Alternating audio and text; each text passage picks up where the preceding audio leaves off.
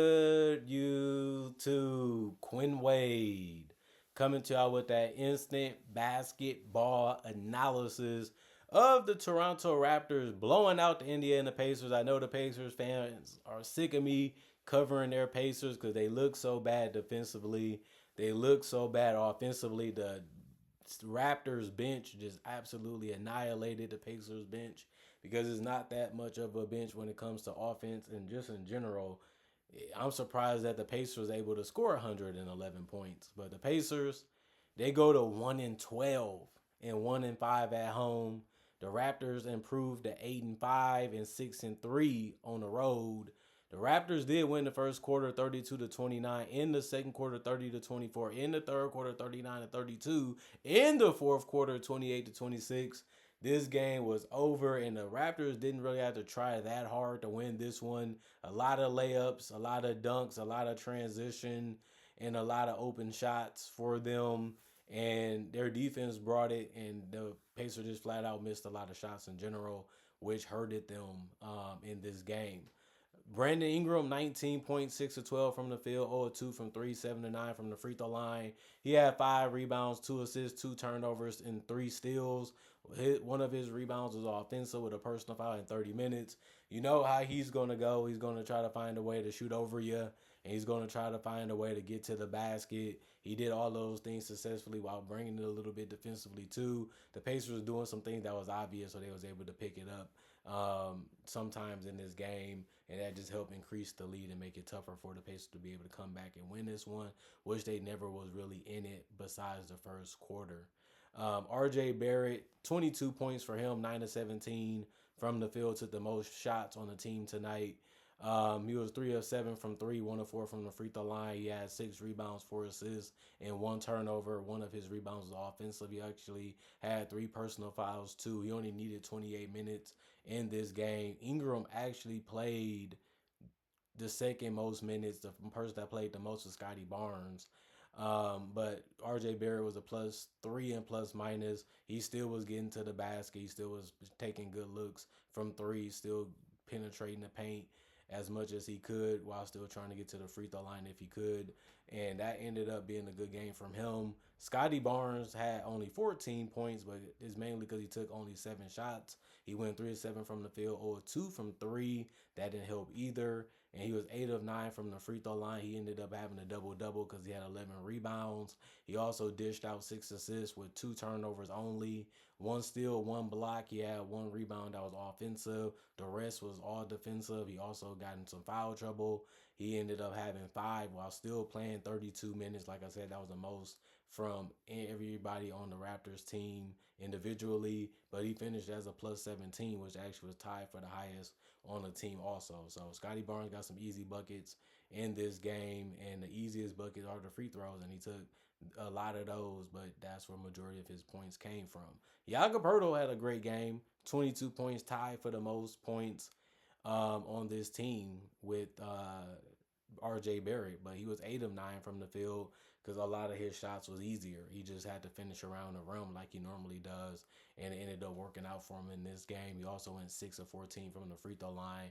That was bad. He should have shot way better there, but it just didn't happen in this one. He also did get 9 rebounds, 1 assist, only 1 turnover. He also got a steal in the block. 4 of his rebounds also was offensive. He had a personal foul. He only played 26 minutes and was a +4 and plus minus. And then Emmanuel quickly, 12 points. Every starter got in double figures in points. He was 5 of 10 from the field, 2 of 6 from 3.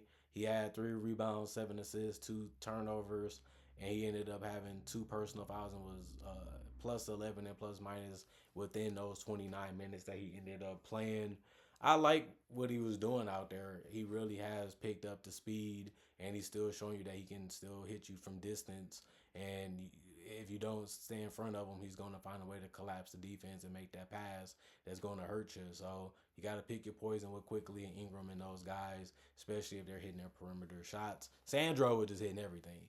He played 22 minutes. He had 12 points. That was the most off the bench. He was 5 of 9 from the field, 1 of 3 from the 3-point line, 1 of 2 from the free throw line. He had 4 rebounds, 3 assists, a steal in a block, and ended up having 2 personal fouls. he was really good attacking the rim and doing all the little things in this game. He's been really good for them this entire year. Colin Murray Boyles, 10 points. He got in double figures. He was 4 or 6 from the field, 2 or 2 from the free throw line. He had 2 rebounds, 1 assist, 1 turnover in the steal, and had 1 personal foul, 17 minutes, and was a +3 and plus minus. Garrett Temple played 5 minutes. He went 0-1 from 3. That was his only field goal attempt. He didn't do anything else but be -8 and plus minus. Jamal Shed, 7 points, 3 or 6 from the field, 1 or 4 from 3, 4 assists, 2 steals, 4 personal fouls, 17 minutes, and he was a +17 and plus minus. He was really good for them, just attacking the basket and finding a way to make the right play if he didn't have a shot.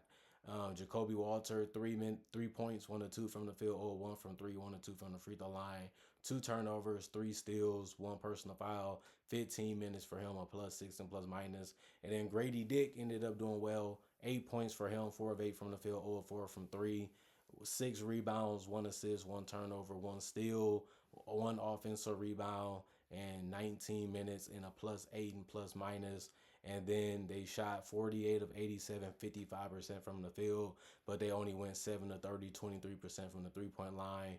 Usually when they shoot poorly from 3, they usually lose the game because they also shot poorly from the free throw line. They was 26 of 42, but 42 free throws is a whole lot. It's hard to win a game when you give up that many free throws and you let them shoot efficient from the field, well, above average from the field, and they shot 62% from the free throw line, 46 rebounds, 29 assists, 12 turnovers, 13 steals, 3 blocks, and 20 personal fouls. And then you look at the Indiana Pacers, they played everybody. Pascal gave them the best performance as he normally does, and he tries to. He's out there competing. That's one thing I give him. He hasn't gave up or quit on the team, although they got off to a terrible start so far this season. But he did have game high 30. He was 10 of 19 from the field, 5 of 10 from 3. They kept giving him space. He was able to set his feet, take his time, get his fundamentals right, and he was knocking them down for the most part. 5 of 6 from the free throw line, 4 rebounds, 3 assists, 2 steals, 3 offensive rebounds, 4 personal fouls, and 36 minutes played. He ended up playing the most minutes on the team. Rick Carlisle knew this team was going to go as far as he can take it, and they didn't go that far after a while. -11 and plus minus. Jeremiah Robinson Earl, 7 points, 3 of 6 from the field, 1 of 4 from 3. He ended up having 6 rebounds, 4 turnovers, unfortunately for him. One of his rebounds out of the 6 was offensive. He also had played 30 minutes and was a -9 and plus minus. I like what he was doing on the boards. I like the shot selection. Just the threes wasn't there for him. Jarris Walker, 8 points, 2 of 9 from the field, 0 of 5 from 3. He was 4 of 5 from the free throw line, so he still found a way to put points on the board. 8 rebounds, 2 assists, 4 turnovers, 2 steals, 2 personal fouls in 30 minutes, -7 and plus minus. Really um, mixed performance from him because you really like the extra things that he was doing, but he missed a whole lot of shots and turned the ball over too much in the minutes that he played. Tony Bradley played 19 minutes. He had 5 points, 2 or 3 from the field, 1 or 2 from the free throw line.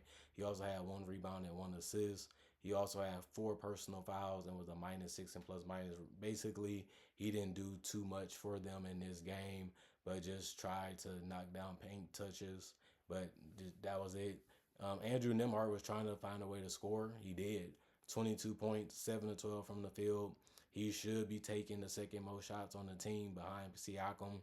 He did that tonight. He was efficient. 4 or 5 from 3, 4 or 4 from the free throw line.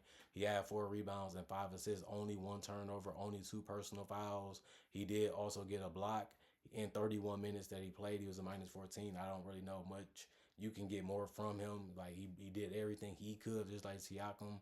They just didn't have enough around them to be a legitimate threat consistently against the Raptors, and that's how they got blown out in this one. Isaiah Jackson, 6 points, 1 or 2 from the field, 4 or 5 from the free throw line, 6 rebounds, 1 assist, 1 turnover, and 3 personal fouls. He played 19 minutes and was a -15 and plus minus. Jay Huff, 8 points, 3 of 9 from the field, 2 of 5 from 3, 3 rebounds, 1 turnover, 1 block. 2 offensive rebounds, 4 personal fouls in 16 minutes. He was also a -6 in plus minus.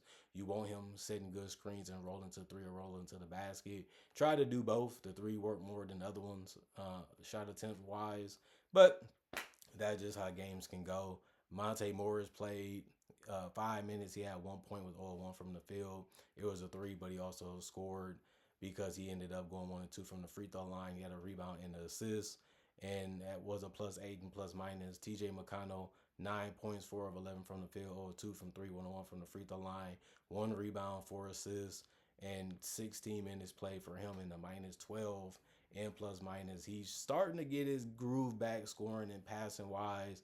They really, really need that. He might even need to be starting because they need somebody to continue to help them offensively, whether it's scoring or creating. Like I said, he's a playmaker, so they might end up having to play him more minutes and maybe even have to start him if they're going to try to win games instead of just putting the lineups that they was putting out today and in the past. Ray J. Dennis, 7 points, 2 of 3 from the field, 1 of 2 from three, 2 of 2 from the free throw line, 2 turnovers. He was also played only 5 minutes. He was a +5 and plus minus for 5 minutes. He put in a lot of good production, scoring real well and knocking down threes, and the free throw really helped. Ben Shepherd, 3 points, 1 of 5 from the field, 1 of 3 from the 3 point line, 3 rebounds, 1 assist, 1 turnover, 1 steal, 3 personal fouls, 20 minutes, and a -15 and plus minus. Peter, 5 points, 2 of 7 from the field, 1 of 6 from three, 3 rebounds, 4 assists, 1 turnover, 1 block, 1 offensive rebounds, 2 personal fouls, 13 minutes for him. He did the best he could and did a good job of finding teammates with his passing. And that's what you need him to do. That's what he was out there to do. So if you have Ben Shepherd, Taylor Peter with Taylor Pillier, and Jay Huff and Monte Morris, maybe you should just consider putting TJ McConnell in the starting lineup and bringing somebody like Bradley off the bench just to have more options offensively so that way you don't get too far behind and can stay in striking distance or stay a little bit above with the lead just to have a better chance of closing and winning games.